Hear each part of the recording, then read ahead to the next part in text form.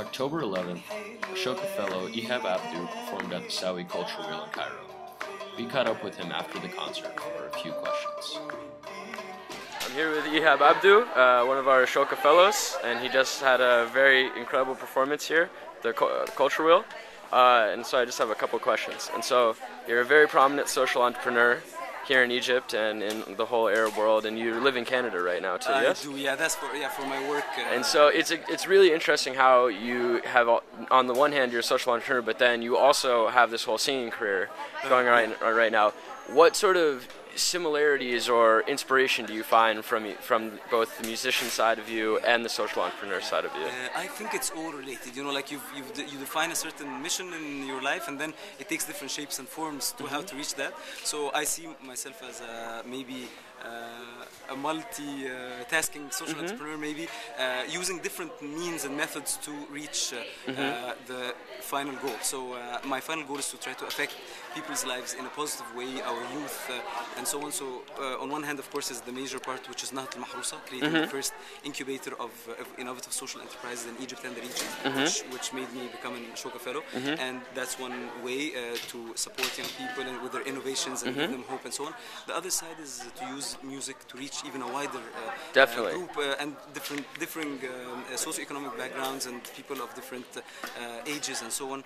Try to reach them with the same message of hope, of being proud of their Egyptian identity, of their multi-layered Egyptian identity, which is one of the most ancient civilizations, and all to appreciate the beauty of it and the different layers and dimensions of it. So I think there are different facets to reach the same vision or the same goal. So that's the way I see the singing and the NGO work.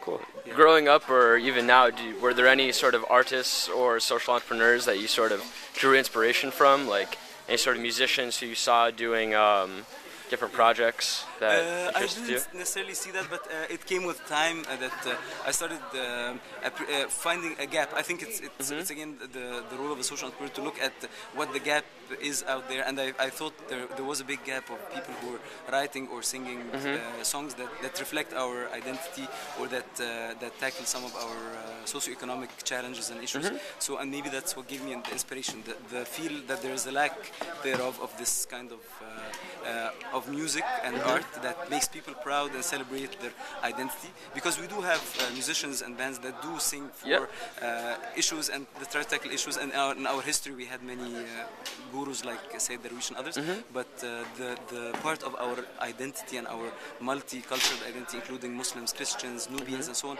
has not really been tackled, and that's maybe the unique part of my music in a way, and the band that we created in 2007, Ana Masri, to celebrate and make people proud of their multi-layered Egyptian identity. Definitely. And where would you like to see this progress? Would you like to see more social entrepreneurs embrace the arts, or see more artists collaborating with social entrepreneurs? Yes, I would like to see this inspiring a whole movement of artists creating different means and forms of promoting and encouraging and being proud of our Egyptian identity through film, through music, through short books, through children's stories, those different means that would help this generation and the next generation learn and be appreciative of our Egyptian identity and to really understand what it is about and celebrate it and be proud of it. Definitely. Yeah. Well, thank you. Merci.